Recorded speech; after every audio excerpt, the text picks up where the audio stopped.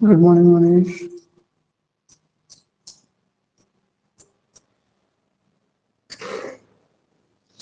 हाँ भाई, कल हमारा लास्ट टॉपिक था डायरेक्टर सर्कल। उसकी डेफिनेशन देखो वापस एक बार। और उसमें मैंने कहा था इसका दूसरा तरीका और बताऊंगा जो हमारे हमेशा काम आएगा, बिल्कुल। और इम्पोर्टेंट भी है वो इम्पोर्टेंट भी है।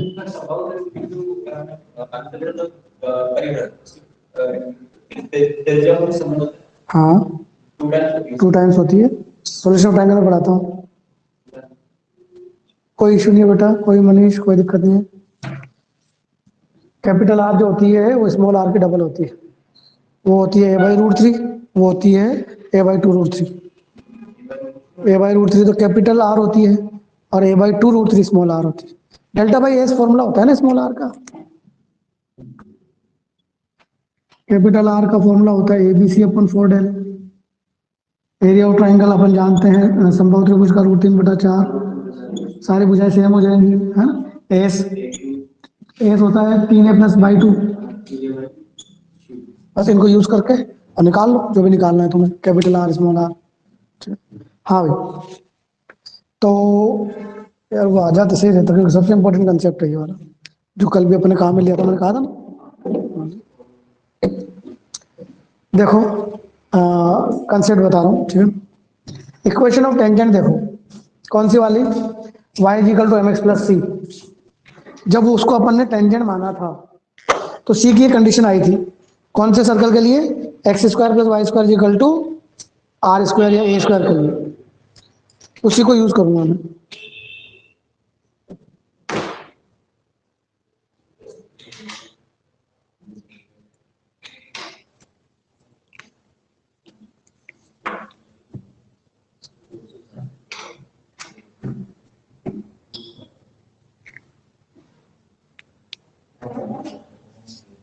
हम बात कर रहे हैं अबाउट वापस से डायरेक्टर सर्कल के बारे में। इसका सेकंड मेथड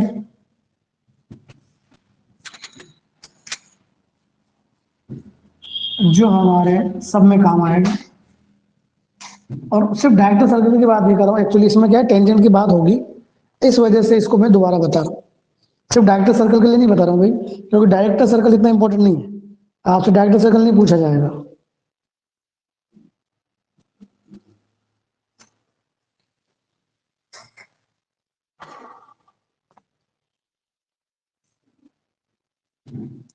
देखना y = mx + c, ये एक लाइन है। x² + y² = a², कोई सर्कल है, a² या r² मान लो, ठीक है ना। याद करो अगर ये इसको टच करती है तो क्या थी condition of tangency, c² = a², 1 plus. तो ये जो कंडीशन है ये हर चैप्टर में बदलेगी। जैसे सर्कल की ये हो गई, या p = r से निकाल लेते हैं अपन। पैराबोला में c = a/m आएगा। इलिप्स के अंदर √a²m² + b² आएगा। हाइपर मतलब ये चीज आपको याद रखनी है। c = चारों चैप्टर्स के लिए अलग अलग हो जाएगी, राइट नाउ। अब इसको कैसे काम में लेना है, यहाँ c डाल दो आप, mx + c की वैल्यू सही है। अपन एक काम करें आर ही ले लें ताकि कंफ्यूजन ना हो। आर ही लेते हुए आर ले। तो ये क्या आ गई भाई, इक्वेशन ऑफ टेंजेंट। सही बात है, ये आ गई तुम्हारे पास इक्वेशन ऑफ टेंजेंट। मतलब अच्छे से समझना, मैं फिर बार बार इसी पे जोर दे रहा हूँ, क्यों दे रहा हूँ, क्योंकि इंपॉर्टेंट है कि हर चैप्टर के अंदर y = mx + c आएगा, बस ये c बदलेगा। जैसे ये सर्कल, जब आप पैराबोला पढ़ेंगे या a/m आ जाएगा, जब आप इलिप्स पढ़ेंगे तो कुछ और आ जाएगा, हाइपरबोला पढ़ेंगे ये चीज आ जाएगी। बस यहां तक हो गया। अब इसके बाद फिर कंसेप्ट क्या करना है, mx को इधर लाओ,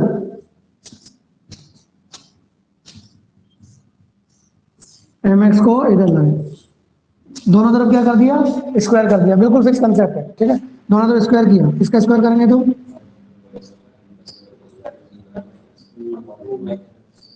इसका स्क्वायर करेंगे तो आप देखिए ये एम में क्या हो गई, क्वाड्रेटिक हो गई, ठीक है। एम में क्वाड्रेटिक सिस्टमेटिक बना लो। M square common, M square common minus 2mxy plus minus, यानी कि हर क्वेश्चन में, हर चैप्टर में आपका यही कंसेप्ट होना चाहिए। सबसे पहले y equal to mx plus C, C is the condition of tangency, जो हर चैप्टर में अलग अलग होगी, बदल जाएगा। उसके बाद एम में क्वाड्रेटिक बना लो। अब एम में क्वाड्रेटिक आ रही है, इसका क्या मतलब है कि एम की दो वैल्यू है। एम क्या है? स्लोप। स्लोप की दो वैल्यू है, मतलब दो टेंजेंट है। सही बात भी है, बाहर से हम किसी पर भी खींचेंगे तो दो टेंजेंट खींच सकते हैं, है कि नहीं? इसका मतलब हमने मान लिया ये जो दो टेंजेंट्स हैं उनकी स्लोप क्या है? m1 और, तो बताइए क्या हमें सम ऑफ द रूट्स निकालना नहीं आता? बोलो। माइनस बी वाई है,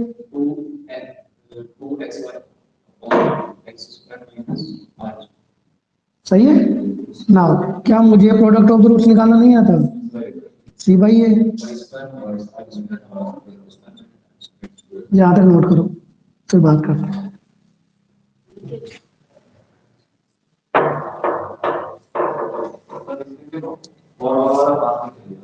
फॉर ओनली ए, नहीं नहीं, ये चीज बदल जाएगी ना, तो ये हम हिसाब से बदल जाएगा, मतलब तरीका बता रहा हूँ कि कंसेप्ट ये है, ये बस ये चीज बदल जाएगी, फिर आपको यही करना है सब कुछ, इक्वेशन अलग आ जाएगी, कंसेप्ट नहीं बदलेगा।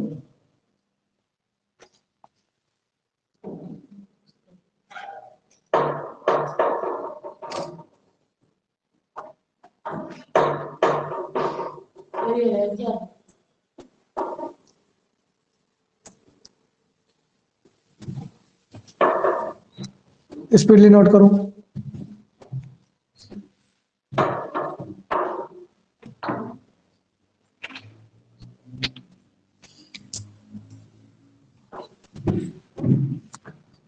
कल जो डायरेक्ट सर्कल पढ़ाया था उसका सेकंड मेथड है, सेकंड मेथड डाल के स्पीडली कॉपी करो।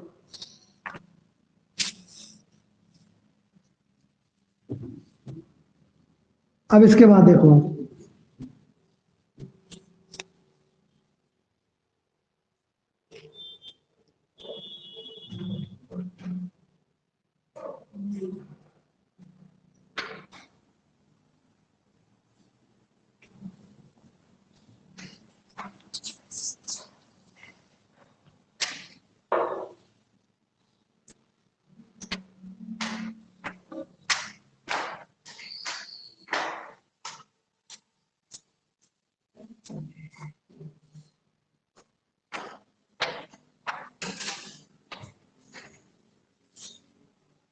हाँ, डायरेक्टर सर्कल की डेफिनेशन पढ़ो एक मिनट के लिए।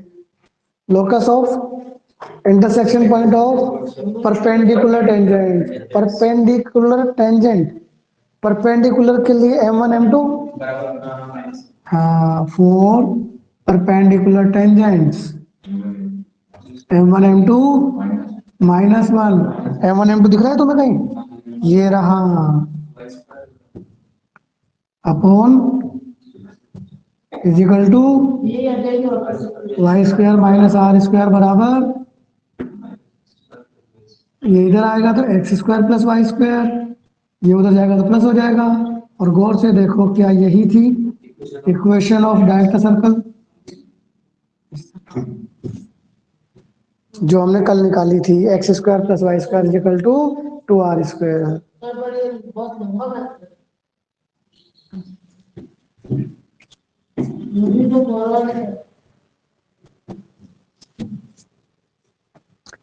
ठीक है भाई, तो ये कंसेप्ट हो गया हमारा समेशन के लिए।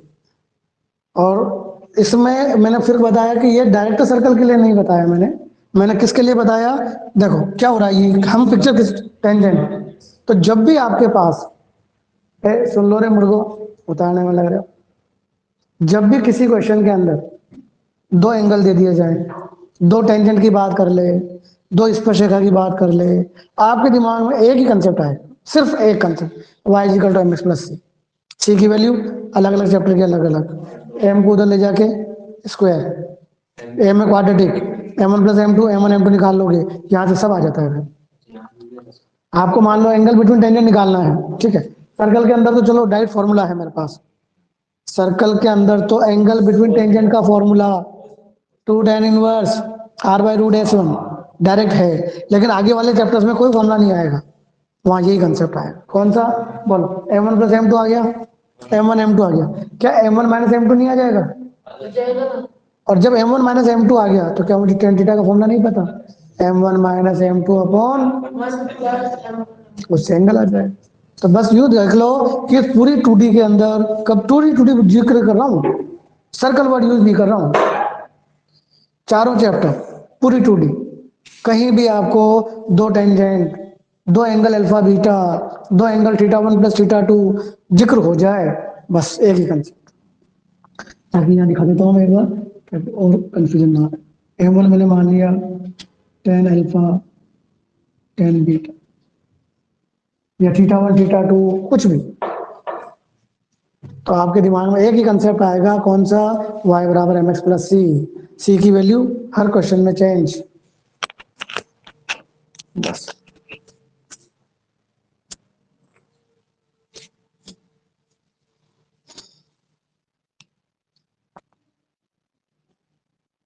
अब डायरेक्ट सर्कल का कंसेप्ट हो गया याद, है ना? डायरेक्ट सर्कल में आपसे पूछूं क्या करोगे डायरेक्ट? ये m1 m2 -1 -1 क्यों किया? परपेंडिकुलर टेंजेंट की बात हो रही है इस वजह से।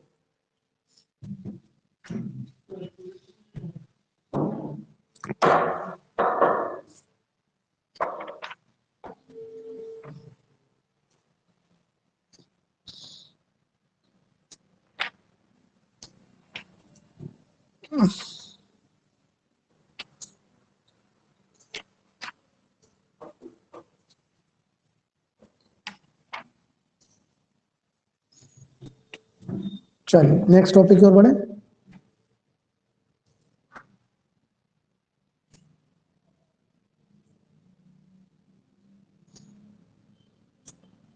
नेक्स्ट टॉपिक डालो आप, एंगल बिटवीन 2 सर्कल्स।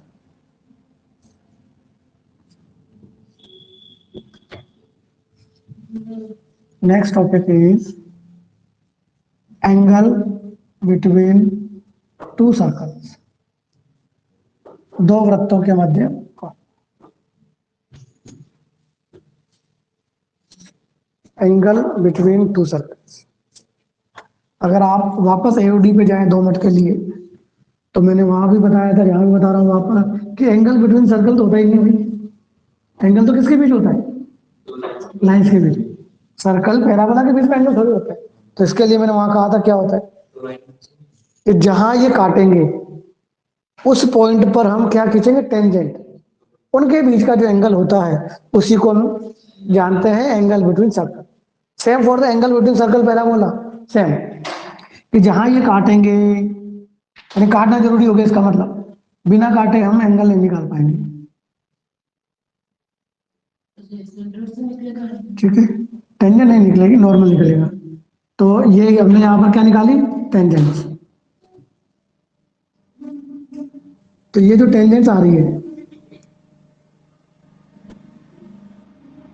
इनका बीच का जो एंगल है उसी का नाम है एंगल बिटवीन सर्कल।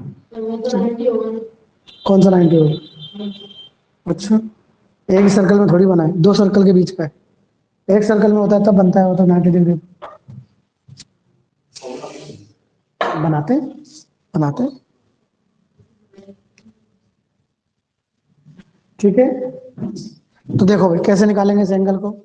मान लीजिए पहला सर्कल है, इसकी रेडियस हो गई r1, इसकी radius r2, centre c1 c2, c1 c2 के बीच की डिस्टेंस निकालने में आती है, मैंने नाम दे दिया उसको d।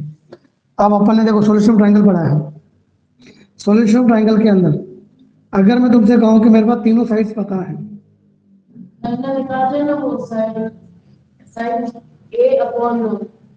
याद करो कि मेरे पास तीनों साइड पता है, थीटा निकालना है, कोसाइन फॉर्मूला, कोस ए क्या होता था? b² + c² - a² upon 2bc। सब भूल गए? अच्छा, solution of triangle, cos B, जब बी आएगा तो b² माइनस में चला जाएगा, a² + c² - b² upon abc क्या होते हैं? मान लो ये ए है, ये बी है, ये सी है, ए के सामने की साइड ए, ऐसा कुछ होता है। तो देखो, मतलब ए के सामने वाली साइड ए होती है तो वो माइनस में जाती है, बाकी दो स्क्वायर होके आते हैं, यानी ये माइनस में जाएगा।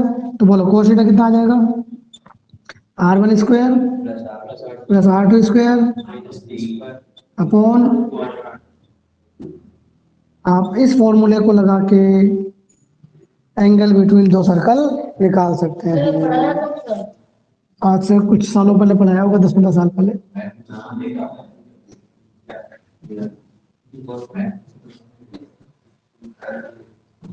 नोट कर लीजिए,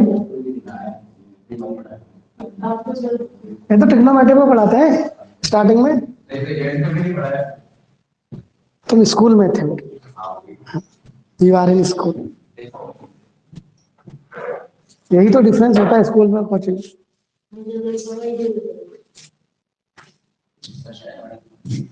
ये जेई उसमें नहीं है, क्या बोलते हैं, मतलब सॉल्यूशन ऑफ ट्रायंगल जो है ना जेई के सिलेबस में नहीं है, लेकिन वो कहते हैं जेई वाले किसी की बात नहीं मानते, काम आती है।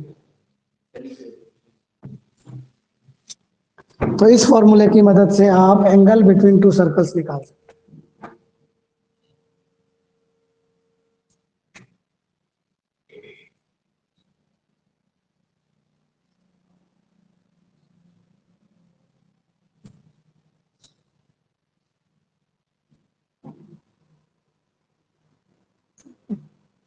एक आधा पेज छोड़ दे।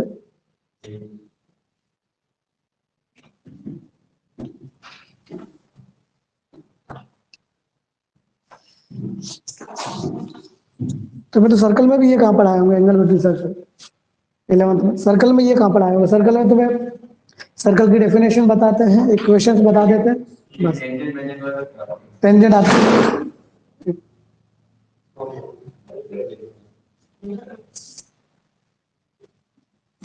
नोट कर लिया, इसमें नोट डालो, नोट में लिखिए आप लोग, if circles are, if circles are x square plus Y square plus 2g1x plus 2f1y plus c1 is equal to 0 and x square plus Y square plus 2g2x plus 2f2y plus c2 is equal to 0।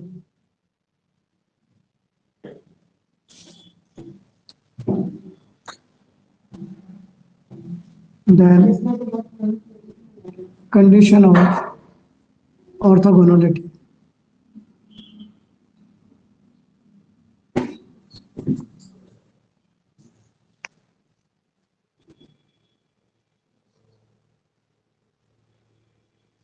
यदि वृत्त ये दोनों हो तो लंब कोणीयता की शर्त।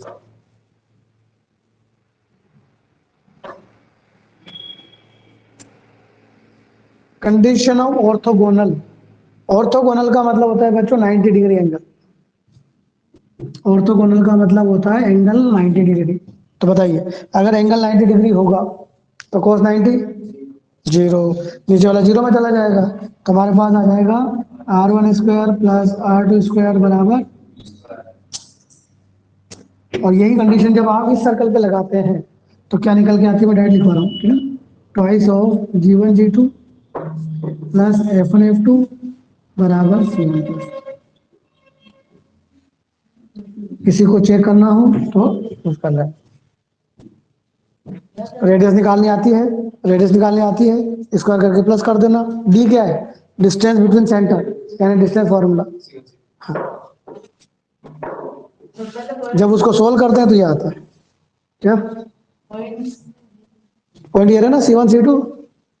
ये कौन सा कोऑर्डिनेट है, वाह सेंटर बोलते हैं इनको, क्या बोलते हैं, कोऑर्डिनेट्स के नाम ये वर्ड कमांड ये क्वेश्चन चल रहा है, ये क्वेश्चन है ये, फिर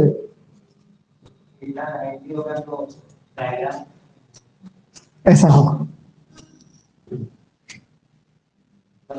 तो और कैसा होगा डायग्राम, ये डायग्राम ही तो है।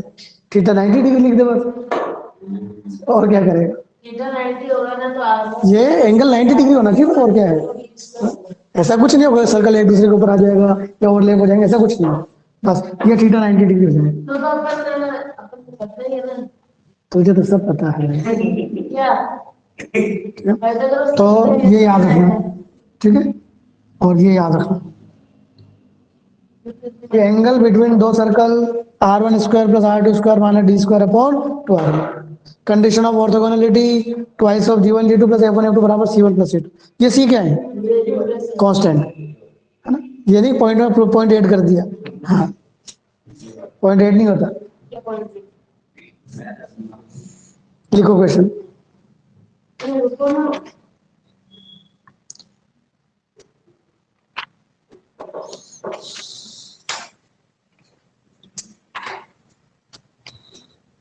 सर्कल इसके अंदर टॉपिक बहुत ज्यादा है, बहुत ज्यादा टॉपिक है। कल लग रहा था खत्म हो जाएगा, अभी तो लग रहा है आज भी खत्म नहीं होगा और कल भी खत्म नहीं होगा। मूलाक्ष वगैरह सिलेबस में नहीं है, फिर भी बता देंगे बस। मूलाक्ष वगैरह सिलेबस में नहीं है, हाँ? बोर्ड में, बोर्ड में तो यही नहीं है, बोर्ड में तो कुछ भी नहीं है।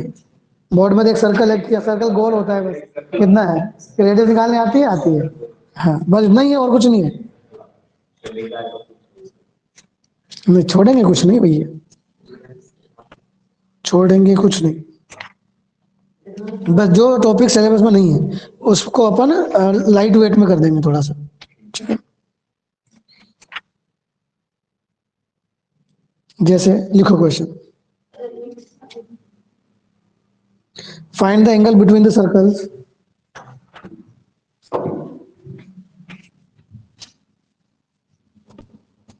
Find the angle between circles. पहला लिखो आप X square plus Y square minus 4 6 11 minus 4 6 11 minus 4 6 11। Find the angle between circles. दूसरा है -2 8 13 -2 8 13। आपको इन सर्कल्स के बीच में एंगल निकालना है। Find the angle between these two circles. Constant 11 और 13, और ये कब है, ऑर्थोगोनल है, तो यहाँ मत लगा देना, ये यहाँ तो ये लगाना पड़ेगा। सबसे पहले सेंटर निकालो, सेंटर ऊपर वाले का आ जाएगा। हाँ हाँ हाँ हाँ, तो रुक जा रुक जा रुक जा रुक जा। हाँ भाई क्या नाम है? सिद्धार्थ। दूसरे वाले का बता, पहले वाले का सेंटर वो रेडियस बता।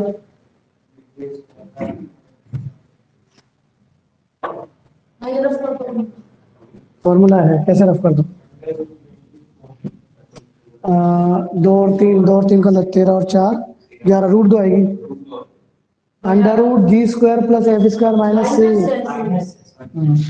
सेंटर हो गया अपना 2, -3, रेडियस 9 और 4 13, 13 में से 11 गए तो 2, 2 का मतलब √g² प्लस f² माइनस 6। इसका सेंटर आ गया 1, -4, 4 16 और 17, 17 में से 13 गए तो 4, 4 का मतलब। Apply the formula. Now what is d? d is the distance between, distance formula बोलो। एक एक एक एक का मतलब √2।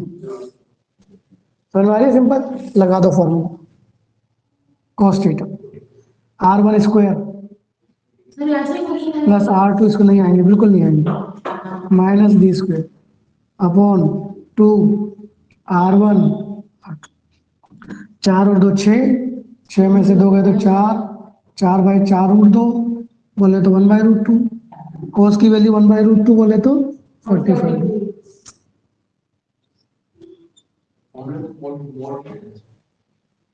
तो मोड के पीछे क्यों पढ़ा रहता है? अपन तो नॉर्मल तरीके से एक्यूट एंगल लेते हैं ना, इसके पीछे ये मतलब होता है भाई, वही वाली बात है, हमेशा 2 एंगल होते हैं, छोटा बड़ा। अगर मान लो इसका वैल्यू आंसर नेगेटिव आ गया, इसका मतलब बड़ा एंगल है, एक अधिक कोण है। हम नॉर्मली क्या लेते हैं? छोटा वाला लेते हैं। तो मोड तो एंगल के हर फॉर्मूले में आता है, ये सोचते हुए कि हम हमेशा एक्यूट एंगल निकालते हैं।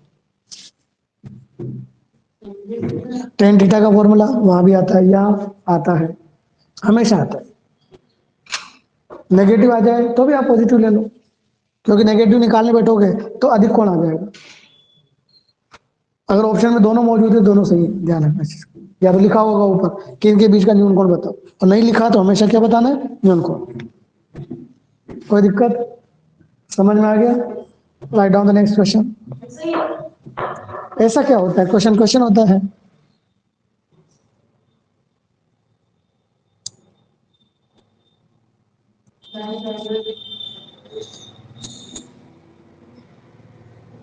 पर अंदर देखो। अरे फिर वही बात, तो बोले मत भाई।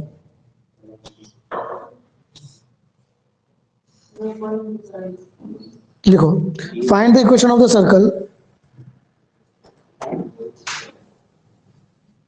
ये रफ कर दूं सीधा।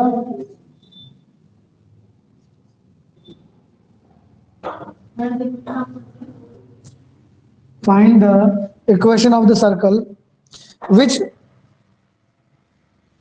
cuts the circle x square plus y square plus 5 7 minus 4 5 7 minus 4 which cuts this circle orthogonally. Find the equation of the circle which cuts this circle orthogonally, comma, has its center on the line x बराबर 2,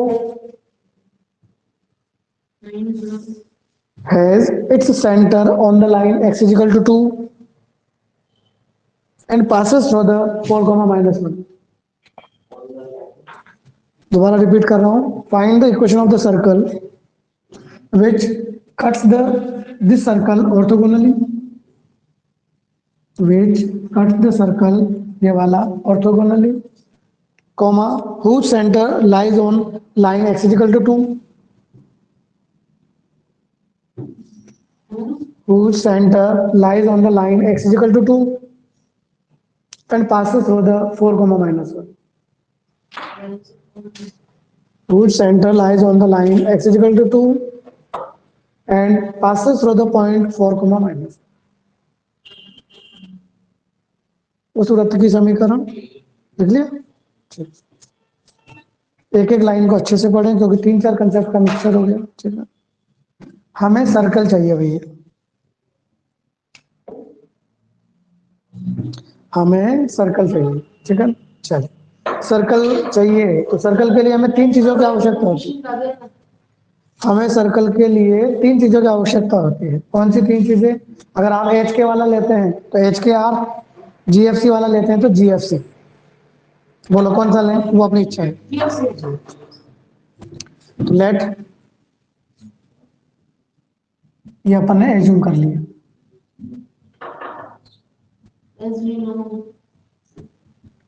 मेरे पास 3 unknown है, जी F और सी। अब जो जो कहे वो कर लगाते जाए। कंडीशन नंबर 1, ये इसको ऑर्थोगोनल काटता है, कहा ना उसने।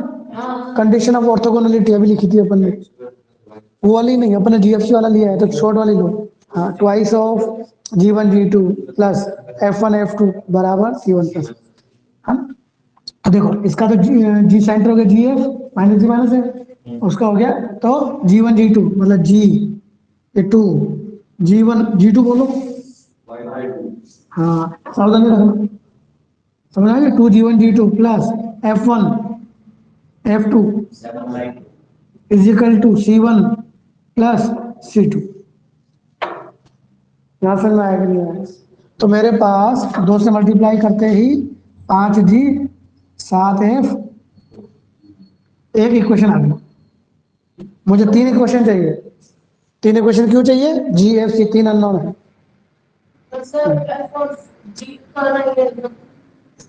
क्वेश्चन को पढ़ता नहीं है, है? चलिए आगे बढ़ो, सेकंड लाइन बढ़ो भाई। And whose centre, centre lies on X equal to 2। Centre क्या होता है भैया इसका? इसका सेंटर क्या होता है? Minus G minus F. Centre होता है minus G minus F. Lies on X equal to 2, तो सेटिस्फाई करा दो, एक्स की जगह माइनस जी। लो भैया, एक अनप्रटित आ गई। जी आ चुका है। अब दो अननोन है हमारे पास, कौन कौन, एफ और क्वेश्चन है। इसको अपन चाहे तो यहाँ पर रख सकते हैं। यहाँ रखने से मुझे क्या मिल जाएगा, -10, -10 उधर गया तो +10। कैलकुलेशन में डायरेक्ट कर ली। चल अब एक इक्वेशन और मिल जाए, वो ये रही, एंड passes through the 4 - 1। कौन passes through the, circle passes through the 4 - 1। इसका एक पॉइंट है। तो सेटिस्फाई करा दो, सेटिस्फाई करा दीजिए, कराइए सेटिस्फाई। 16 1 8 जी 2 एफ पता है ना। रखेंगे ना, तो भाई यही रख दो पहले से ही। चलो खत्म क्वेश्चन। जी रखो, एफ सी में एक इक्वेशन, एफ सी में दो इक्वेशन, गुड आंसर। -1 हो जाएंगे। 16 और 1 17, 17 में से 16 गया। जी की वैल्यू -2, 17 में 16 गया तो प्लस का 1। उधर जाएगा तो -1 से। क्या हम इन दोनों को सोल्व नहीं कर सकते? प्लस ही कर देता हूँ, देखो एक प्लस से माइनस ही कट जाएगा, प्लस करने पर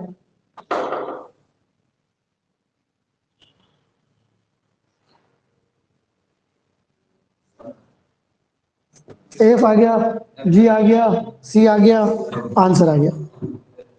राइट, एफ को कहीं भी डाल लो, चाहे यहाँ डालो ना।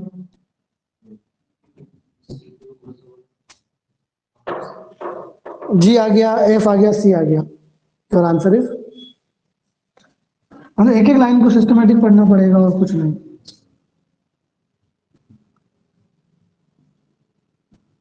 बता लो जल्दी से, आप वेट किसका कर रहे हो? कुछ नहीं हो गया ना पूरा, और कितना समझाऊंगा, आंसर ही आ गया। अब आंसर ही आ गया, फिर क्या चाहिए? 2gx, जी कितना है, -4।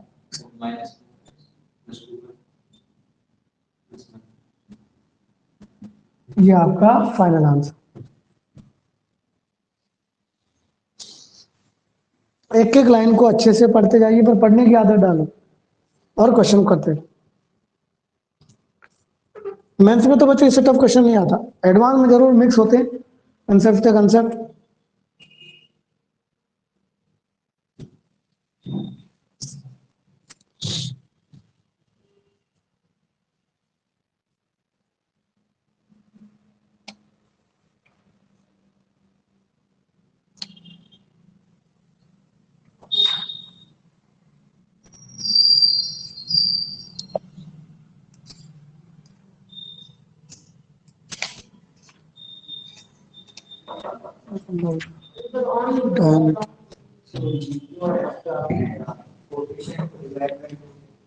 क्या? क्यों भाई, क्या फॉर्मूला होता है? 2g1 g2, g1 जी है, बोल।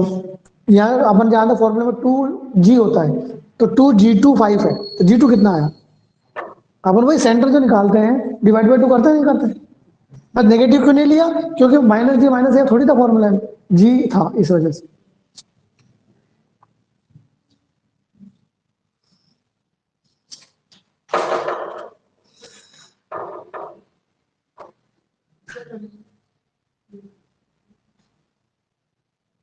नेक्स्ट टॉपिक डालेंगे अपन, नॉर्मल।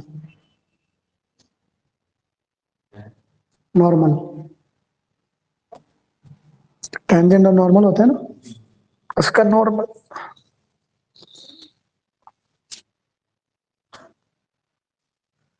यहाँ पर नॉर्मल इजी है, यहाँ टफ नहीं है।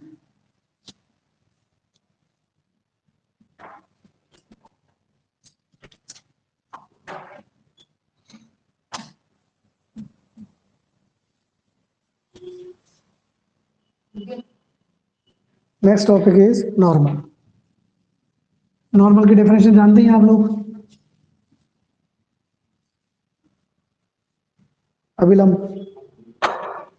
perpendicular to the tangent and passes through the point of contact। Centre तो यहाँ पास करेगा, वो उसकी डेफिनेशन थोड़ी है। तो सर्कल का नॉर्मल नहीं पूछ रहा हूँ मैं, नॉर्मल पूछ रहा हूँ। हम ऐसी डेफिनेशन पढ़ते हैं जो हमेशा के लिए होती है, वो अलग बात है, सर्कल में वो अलग कंडीशन में बनेगा। तो लिख लो डेफिनेशन पहले, perpendicular to the tangent and passes through the point of contact। स्पर्श रेखा के लंबवत स्पर्श बिंदु से गुजरने वाली रेखा।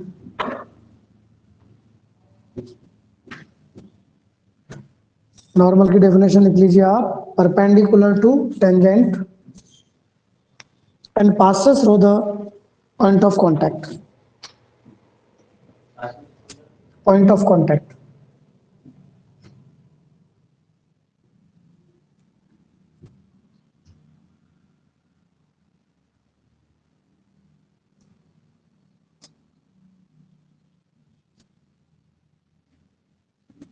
जैसे सर्कल है, ये टेंजेंट हो गई, जहां टच करती है वो कौन हो गया, पॉइंट ऑफ कांटेक्ट हो गया।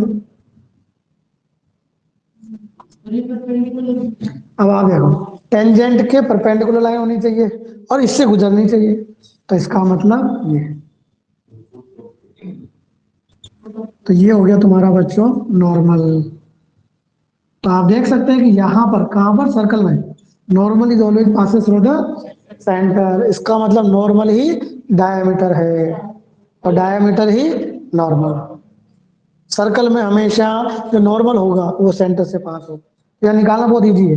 सेंटर तो क्वेश्चन मिलता है, पॉइंट दे दे, टेंजेंट दे दे, कुछ भी दे दे, परपेंडिकुलर लाइन सेंटर से पास, आंसर। डायग्राम बना लीजिए, फिर लिखवा देंगे इस लाइन को। यहाँ पर नॉर्मल निकालना बहुत इजी होता है, ना करते हुए भी, मतलब बिना दिए भी एक पॉइंट एक्स्ट्रा मिल गए, जबकि आगे वाले चैप्टर्स में ये सेंटर नाम की चीज नहीं होती।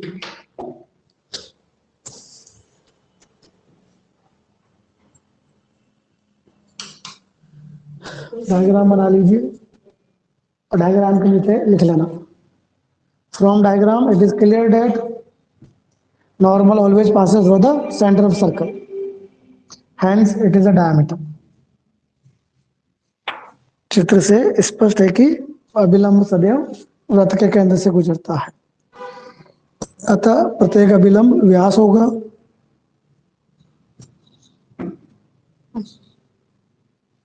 From diagram it is clear that each normal passes through the center of circle, hence each normal is a diameter।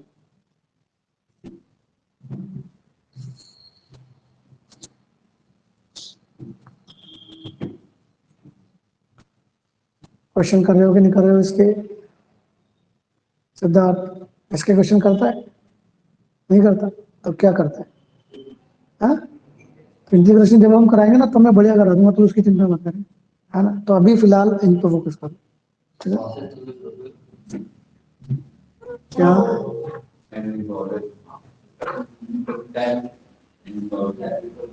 from diagram it is clear that every normal passes through the center of circle, hence every normal is diameter of the circle।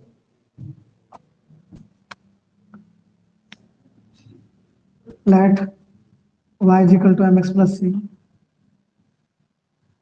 let x square plus y square is equal to r square,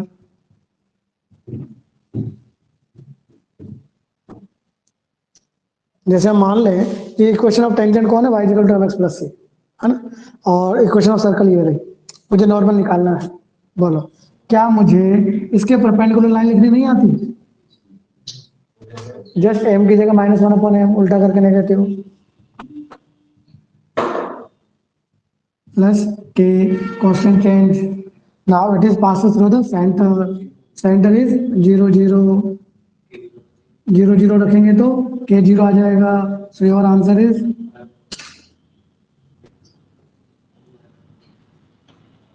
ये तुम्हारा आ गया। रटना कुछ नहीं है, बिल्कुल भी नहीं रटना है कि स्टैंडर्ड वाली मारो ना, मैं तो ध्यान नहीं देता इन पे, ठीक है। बस तरीका याद रखो कि अगर टेंजेंट मिल गई, नॉर्मल पूछ लिया, तो क्या मुझे परपेंडिकुलर लाइन लिखनी नहीं आती? आती है ना कि नहीं आती है? -1 होता है, हाँ, वहां से स्लोप उल्टा करके नेगेटिव, बस, और कांस्टेंट को बदल देते हैं, बस। उसके बाद में उस कांस्टेंट को निकालने के लिए जो भी कंडीशन देगा, नॉर्मल में मेरे पास कौन है, पासेस थ्रू द सेंटर, बस।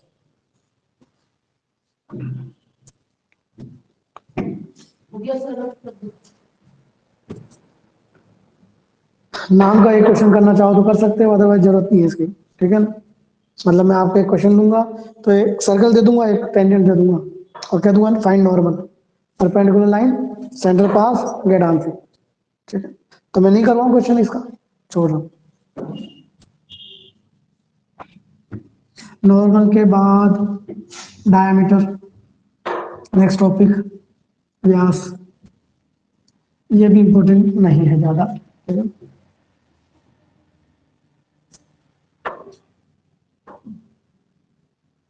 Next topic is diameter.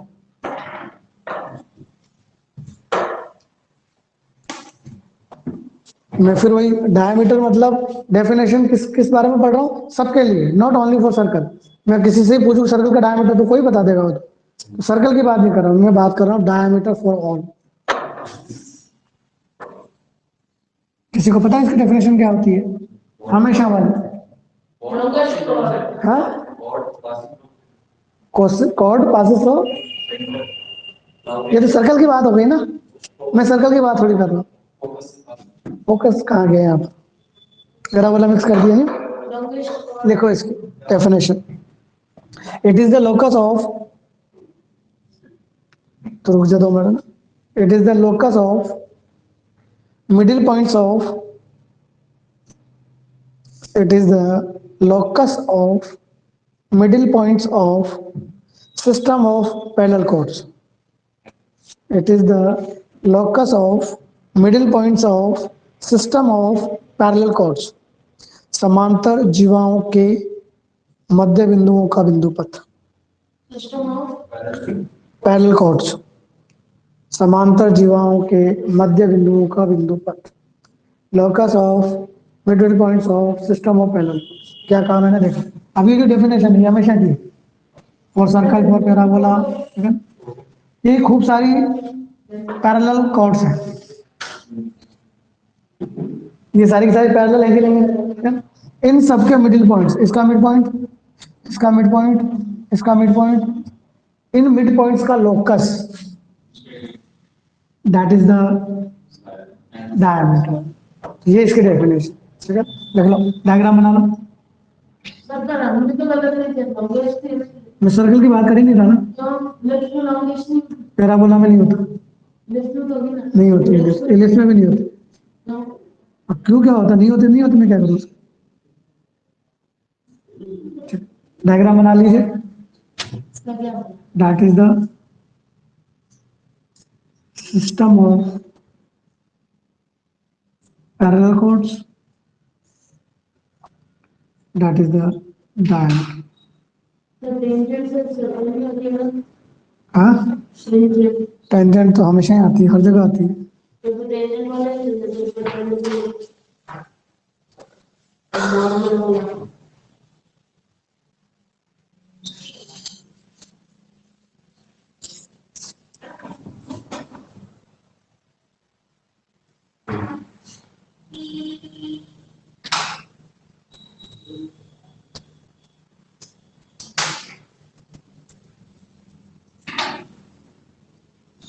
इसके इक्वेशन भी ज्यादा इंपॉर्टेंट नहीं है तो मैं निकाल के नहीं बता रहा हूँ।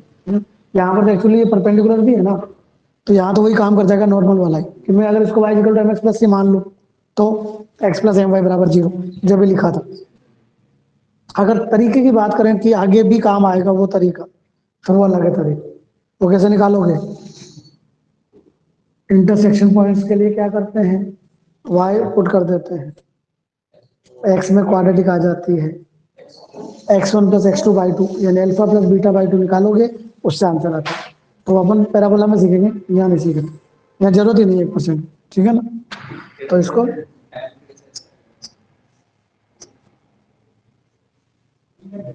एक्स एक्सिस के पैरेलल आएगा, यूं आएगा भाई, ये पैर कॉर्ड्स हो गई, मिडिल पॉइंट्स यूं मिलेंगे ना।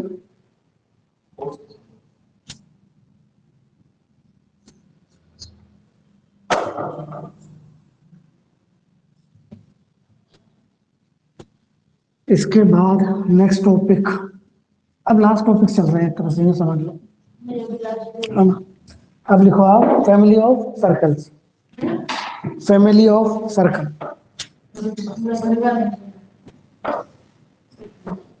Family of circle. ये अपन ने अगर आपको याद हो तो लाइन में भी पढ़ा था कि मान लो दो लाइन थी L1 और L2, equation of lines passes through the intersection of L1 and L2, L1 plus lambda L2 बराबर 0, where value of lambda, पढ़ते तो नहीं घर जाके लिखो, मतलब इसमें हम करना क्या चाहते हैं समझ लो। हाँ,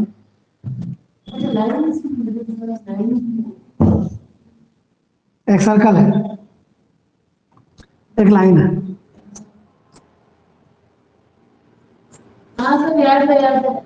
इन्होंने दो जगह काटा, बताइए इन दो पॉइंट से कितने सर्कल पास हो सकते हैं? इनफाइनाइट, खूब सारे, तभी तो फैमिली वर्ड आया है। अगर एक ही सर्कल होता तो फिर मैं फैमिली वर्ड थोड़ी यूज दो करूँ। पॉइंट से तो दो ही होंगे ना। दो पॉइंट से हजार हो सकते हैं, तीन पॉइंट से एक होता है। सर्कल के लिए हमेशा तीन कंडीशन चाहिए होती है, जी एफ सी एच के आर। अगर तीन पॉइंट मिल जाए और मैं कहूँ तीन पॉइंट से कितने सर्कल गुजरेंगे, तो सिर्फ एक। दो पॉइंट से इनफाइनाइट, एक पॉइंट से इनफाइनाइट, समझ रहे हो बात को? ठीक है ना? तो दो पॉइंट से इनफाइनाइट, तो और उसको निकालने का तरीका वही, हमेशा जो भी दो चीजें मिले बीच में लैम्डा लगा दो, एस प्लस लैम्डा एल बराबर 0। एस मतलब इक्वेशन ऑफ सर्कल जो मिलेगी, एल इक्वेशन ऑफ लाइन जो मिलेगी, बीच में जस्ट लैम्डा टिकाना है। लिखो पहले यहां पर, पहले यहां लिखो equation of circle, equation of circle passes through the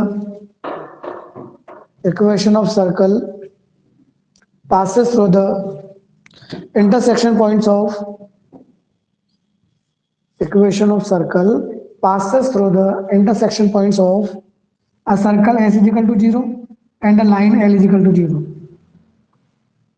Equation of circle passes through the intersection points of a circle s is equal to 0 and a line L is equal to 0 is s plus lambda L बराबर 0। अब diagram बना लें, यानी हम इन circles की बात कर रहे पॉइंट हैं, ऑफ सर्कल खूब सारे आएंगे इस तरह के, मैंने एक बना के छोड़ दिया। वृत्त, और ऊपर तो वृत्त निकाल के समान लिख दिया, नीचे लिख ले वृत्त s बराबर 0 और रेखा L बराबर 0 के प्रतिच्छेद बिंदुओं से गुजरने वाले वृत्त की समीकरण। वृत्त s बराबर 0 और रेखा L बराबर 0 के प्रतिच्छेद बिंदुओं से गुजरने वाली रेखा की समीकरण।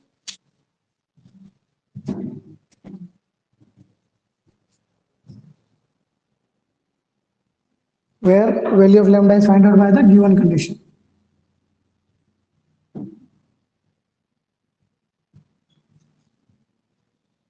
मतलब लैम्डा निकालने के लिए आपको कुछ ना कुछ देगा,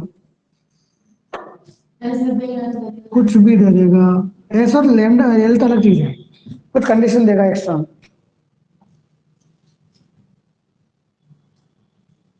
दूसरा पॉइंट इसके अंदर ही, अगर एक के बजाय दो सर्कल मिल जाए कि इनके इंटरसेक्शन से कितने सर्कल पूछ लिया, तो भी सेम कंसेप्ट। मान लो ये एस इजिकल टू 0 है, ये एस डैश इजिकल टू 0 है, बीच में वापस वही।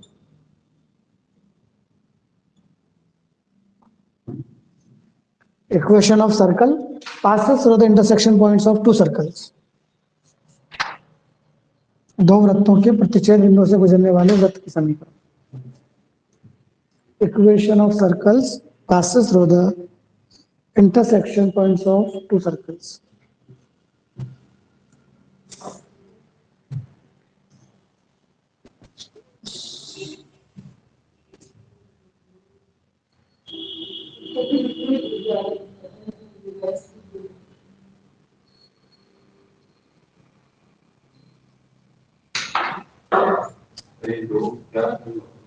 Equation of circle passes through the intersection points of two circles। मतलब दो सर्कल मिल जाए, एक सर्कल एक लाइन मिल जाए, दो लाइन मिल जाए, तो भी सेम कंसेप्ट था। वहां दो लाइन थी तो उनसे एक लाइन निकलती, सर्कल नहीं निकलती।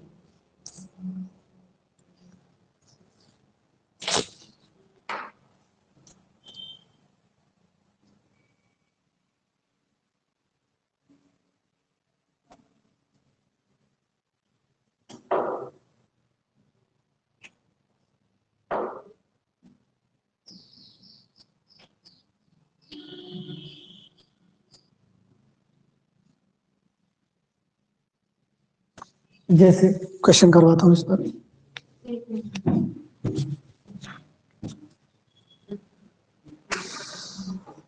कल खत्म हो जाएगा ये ऑलमोस्ट 100%। हाँ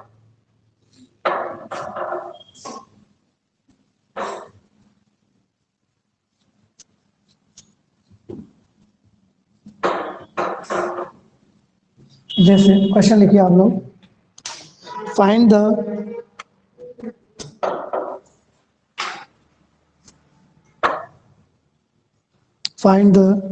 equation of the circle passes through the point of intersection of the circles.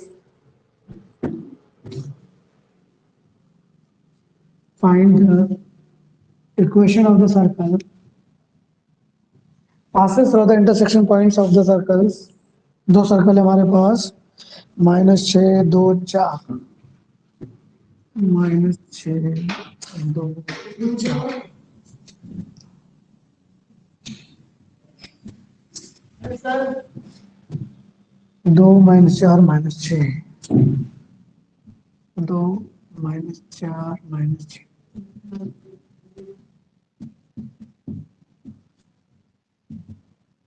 Question लिखो, find the equation of the circle passes through the intersection points of these two circles and whose center lies on y is equal to x.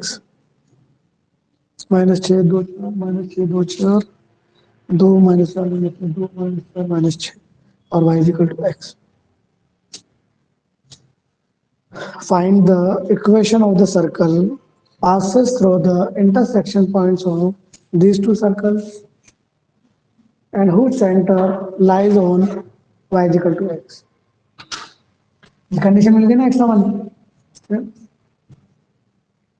तो सबसे पहला काम, lies between bipolar lies between नहीं, whose center lies on line this।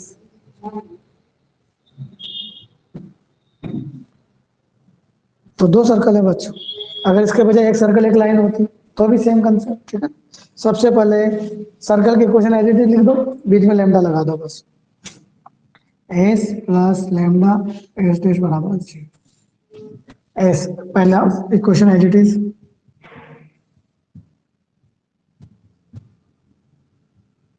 Plus lambda, दूसरी equation as it is.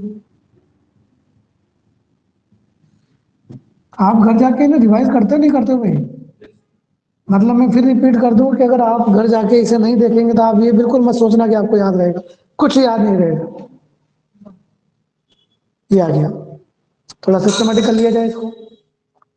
क्यों? क्योंकि उसने कहा है कि इसका सेंटर इस पे लाई कर। सेंटर कैसे निकालते हैं अपन? माइनस सेंटर कैसे निकालते हैं? माइनस जी माइनस एक्स का कोफिशिएंट। तो भैया पहले सिस्टमेटिक तो करें इसको, बोलो एक्स स्क्वायर कॉमन, समझ में आ रहा है ना? वाई स्क्वायर कॉमन, बोलो माइनस का 2x कॉमन, माइनस लो या प्लस लो एक ही बात है, बोलो 3 प्लस लैम्डा, सही है माइनस लैम्डा होगा ना। भाई? माइनस आ गया, यहाँ माइनस का आ जाएगा, सही है ना। इन दोनों में से 2y कॉमन, 1 माइनस 2 लैम्डा, सही है, प्लस का 4 माइनस 6 लैम्डा, इसमें कौन मेरी इच्छा। अब जब भी सेंटर निकालते हैं before that coefficient of X square और वाई स्क्वायर 1 होने चाहिए, तो किससे डिवाइड करूं? 1 प्लस लैम्डा से। 1 प्लस लैम्डा से डिवाइड करने के बाद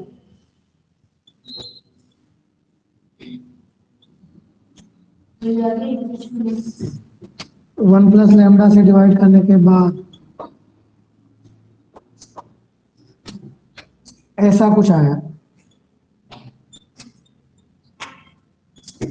अब सेंटर आप निकाल सकते। मैं तुमसे पूछूं कि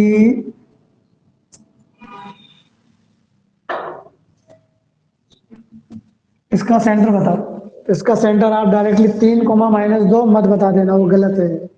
पहले आना है हाँ, पहले आपको 3 से डिवाइड करना पड़ेगा, उसके बाद बताना है सेंटर, ध्यान रखना है। वो सेंटर इस मतलब अपन ने जो देखो ना -g -1 तो पढ़ते हैं अपन, उसकी इक्वेशन बोलो सर्कल की, x² + y²। समझ में आ गई? कोफिशिएंट x² y² का 1 होना चाहिए, नहीं है तो बनाओ ना। अब तो सेंटर निकाल लेंगे अपन, x के साथ जो भी होता है उसका आधा और नेगेटिव बोलो। सेंटर आ गया इसका, माइनस की वजह से प्लस हो जाएगा, 2 का आधा हट जाएगा। पूरा माइनस या माइनस में आएगा, 2 हट ही जाएगा, 2 लैम्डा -1।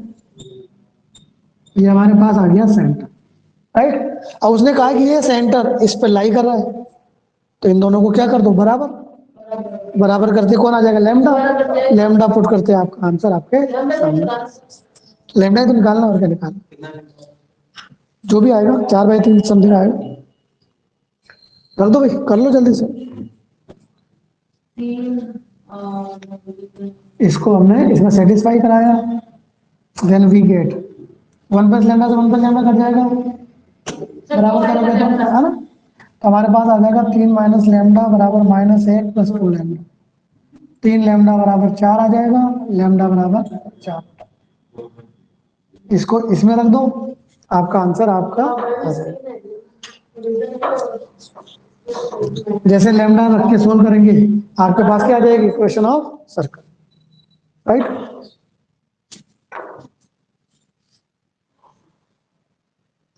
लैम्डा को इसमें डालेंगे तो एक इक्वेशन आ जाएगी। जल्दी से उतार ले, फिर कहता पड़ेगा नहीं तो।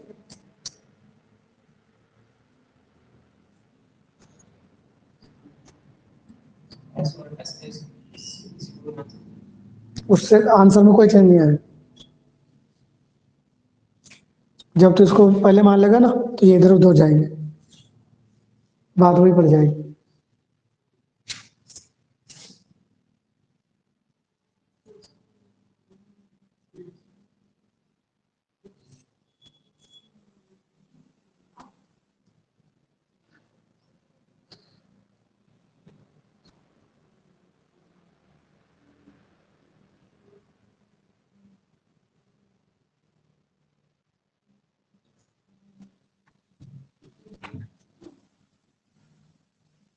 तो जैसे आप लैम्डा 4/3 रखेंगे,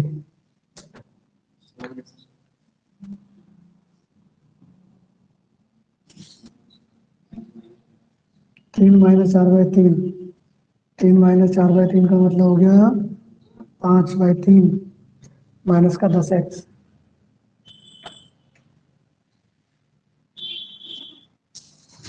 अब -8/3 यानी माइनस का 5/3 माइनस का 5 यानी माइनस का 10, 2 4 माइनस 1/3 12 माइनस 1 माइनस का 12/3। चेक करो, पता नहीं आंसर सही है गलत यार। कहाँ से आई, जस्ट लैम्डा पुट किया इसमें, लैम्डा की वैल्यू 4/3 यहाँ रख के एलसीएम ले लिया, सोल्व कर लिया, और कुछ नहीं। That is the final answer. तो एक सर्कल एक लाइन मिले, सर्कल सर्कल मिले, बीच में लैम्डा लगा दो, और जो कंडीशन वो कहे वो कह देता है कि मान लो ये सर्कल दे दिया, ये लाइन दे दी, सिर्फ बात करेंगे करेंगे नहीं, है ना, कि कह दिया आपसे कि find the equation of circles passes through the intersection of this and this, find the, लिखना नहीं है, सिर्फ समझना है, कि बस जानने के लिए कि हाँ क्या करना है। एक लाइन दे दी, एक सर्कल दे दिया, कह दिया कि भैया वो सर्कल निकालिए जो इनके इंटरसेक्शन पॉइंट से पास होता है, and this line is diameter. आराम से, जल्दबाजी नहीं करनी है।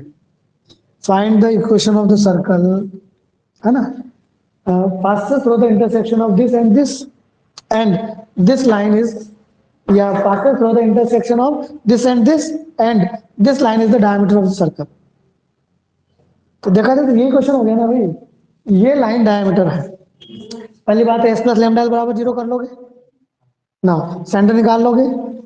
अब बताओ, ये लाइन अगर डायमीटर है तो क्या सेंटर इस पे लाइन ही करेगा, सेटिस्फाई कराते, फिर आंसर आ गया लैम्डा। अपना मकसद तो वही है लैम्डा निकालना।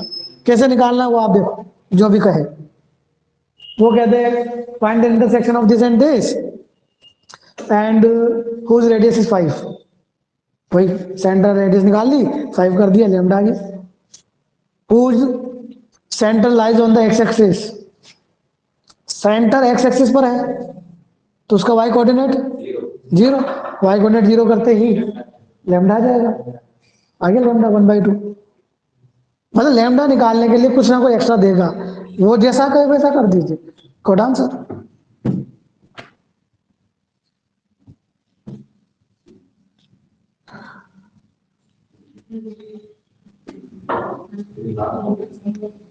हाँ ये अब कोई इक्का दुक्का चलते फिरते टॉपिक बचा होगा, बचा हुआ ना, मतलब मेन टॉपिक्स तो और ही है, ठीक है ना।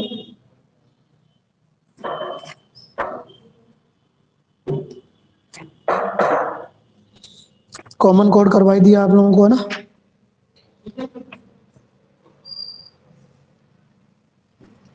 रेडिकल एक्सिस पढ़ा देते हैं, नाम का है radical axis. Image of circle जरूरत नहीं है, कोएक्सियल सिस्टम की जरूरत नहीं है, लिमिटिंग पॉइंट की जरूरत नहीं है।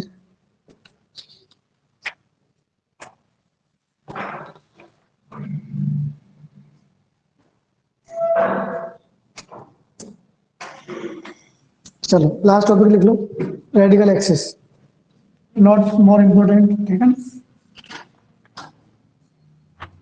लास्ट है हाँ, मूलाक्ष, रेडिकल एक्सिस।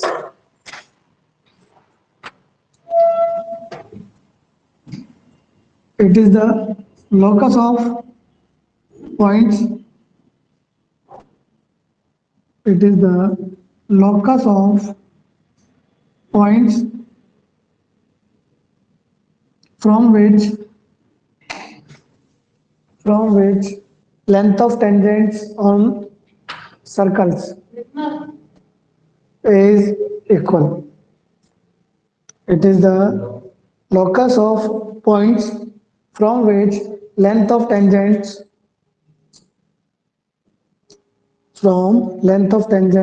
are equal. उन बिंदुओं का बिंदु पथ जिनसे खींची गई स्पर्श रेखाओं की लंबाइयां समान हो। Locus of the points from which length of tangents are equal. मतलब क्या, जैसे मान लो 2 सर्कल है, मुझे इन पर टेंजेंट खींचनी है, दोनों की लेंथ सेम आनी चाहिए। जैसे यहां से ये टेंजेंट खींची तो ये लेंथ और ये लेंथ सेम आनी चाहिए। फिर मान लो ये पॉइंट यहां लिया तो ये और ये सेम आनी चाहिए, फिर ये लिया ये और ये सेम आनी चाहिए, तो ये जो लोकस आएगा इसी का नाम है रेडिकल एक्सिस। हाँ, मूलाक्ष। एक टाइम पे तो 2 इक्वल होंगे, जब यहाँ है तो ये इक्वल है, जब यहाँ है तो ये इक्वल है ये दोनों ना। अब ये पॉइंट मूव करता जा रहा है, जब पॉइंट मूव करता है तो उसका पाथ वही तो लोकस होता है। तो अब इन सारे पॉइंट्स को मैंने मिलाया तो एक लाइन बन के आई, इस लाइन का नाम है रेडिकल एक्सिस। अगर आपसे पूछा जाए कि रेडिकल एक्सिस निकालो, कुछ नहीं करना है, वही वापस माइनस कर दो, सर्कल में से सर्कल को माइनस कर दो, बशर्ते X square Y square coefficient same होने चाहिए। क्यों सेम नहीं हुए तो सर्कल बन जाएगा, माइनस करेंगे। देखो ये माइनस करने वाला भी 2-3 बार आ चुका है, कॉमन कोड ओवेनिस्ट जीवा वो भी दी थी। तो देखा जाए तो इनको एक काम करो ना, सर्कल को काट दो आप, तो काटोगे तो ये लाइन कॉमन कोड नहीं बन जाएगी। ये सर्कल अगर ऐसे हुए तो लाइन ऐसे नहीं हो जाएगी, तो वही तो बात है, थोड़ी दूर हो गई तो ऐसा हो गया। इनको टच करा दो तो ये क्या बन जाएगी, कॉमन टेंजेंट। तो इसी का मतलब ये कॉमन टेंजेंट भी है, ये कॉमन कॉर्ड भी है, ये कॉमन टेंजेंट भी है, ये मूलाक्ष यानी रेडिकल एक्सिस भी है। ठीक है, ये एक इंपॉर्टेंट चीज है। हमने टी बराबर 0 पढ़ा था। सबसे पहले टी बराबर 0 क्या था? S minus H dash equals 0 होगा, Equation- H dash equal हो गया। तो इसे बता दिया कर हमें, हम भूल जाते हैं नहीं कि ए टी बराबर 0 इक्वेशन ऑफ टेंजेंट भी थी when point of contact is given. उसके अलावा पॉइंट वो भी थी कॉमन कॉर्ड ऑफ कांटेक्ट, मेरे को याद ही नहीं आ रहा भैया। घर जाके एक प्लेन पेपर लेना, उस पे इसके जितने भी बेसिक फॉर्मूले हैं उन्हें लिखेंगे। हाँ, इस पर जीवन सारे फॉर्मूले लिखना। क्या? मैं यहाँ इसकी बात नहीं कर रहा हूँ, मैं टीजिकल टू 0 में ये बात करना चाह रहा हूँ कि टीजिकल टू 0 कहाँ आया था आपने। रिवाइज कर रहा हूँ मैं एक तरह से, यहाँ की बात नहीं कर रहा हूँ कि टीजिकल टू 0 हमारी इक्वेशन ऑफ टेंजेंट भी थी, इक्वेशन ऑफ क्या नाम कॉर्ड ऑफ कांटेक्ट भी थी, ठीक है नहीं थी वो। एक लास्ट टॉपिक और बचा हुआ है, वो भी कर लेते हैं। आज ही खत्म करो। Pole and polar, not more important, again just नाम के लिए लिखवा रहा हूँ बस। ठीक है, polar and pole, pole and polar, ध्रुव और ध्रुवी, पोल एंड पोलार, ध्रुव और ध्रुवी। एक यूं समझ लो कि इसको अपन एक टॉपिक पॉइंट ऑफ व्यू से पढ़ रहे हैं। डायरेक्ट लिखवा देता हूं, इक्वेशन ऑफ पोलार टी बराबर पोल गिवन पॉइंट, यानी कि इक्वेशन ऑफ पोलर भी क्या होती है बच्चों? टी बराबर 0, ध्रुवी की समीकरण। और टी लिखने के लिए मुझे पॉइंट चाहिए होता है, तो उसी पॉइंट का नाम क्या है? पोल। बस तो देखो टी बराबर 0 तीन जगह आ गया बच्चों,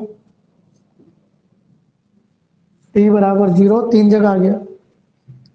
सबसे पहले आया टेंजेंट, उसके अंदर पॉइंट कहाँ होता है? यहाँ, ये पॉइंट, ये टी बराबर पहली जगह। फिर आया कॉर्ड ऑफ कांटेक्ट, उसमें पॉइंट कहाँ होता है? यहाँ, ये पॉइंट और ये टी बराबर,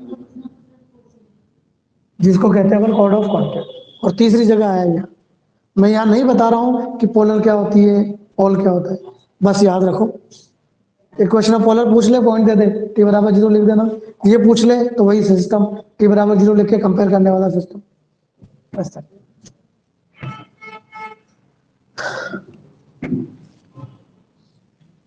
तुम लोग बुक वगैरह करते हो कि नहीं करते हो रे?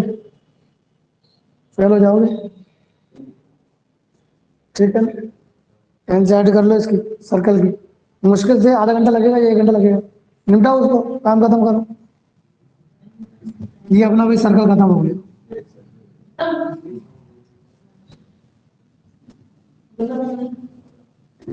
ये अपना सर्कल खत्म, ठीक है। कल इस पर क्वेश्चन करेंगे, कल अपन सर्कल पे और क्वेश्चन करेंगे, उसके बाद पैराबोला स्टार्ट करेंगे। पैराबोला में टाइम नहीं लगेगा, एलिप्स हाइपरबोला में बिल्कुल टाइम नहीं लगेगा, ठीक है। सबसे ज्यादा टाइम लेता है सर्कल, बहुत बड़ा है। ये बड़ा नहीं है सर्कल,